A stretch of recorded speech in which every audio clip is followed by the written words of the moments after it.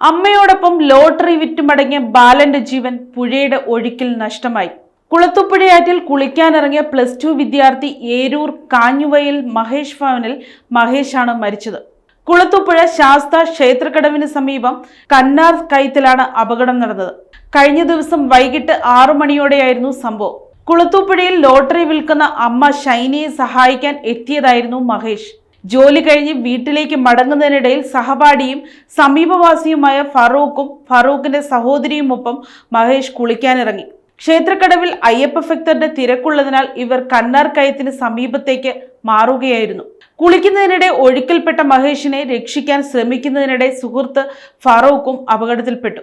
ഇവരുടെ നിലവിളി കേട്ട് ഓടിക്കൂടിയ നാട്ടുകാർ ഫറൂഖിനെ രക്ഷപ്പെടുത്തിയെങ്കിലും മഹേഷിനെ രക്ഷിക്കാൻ കഴിഞ്ഞില്ല.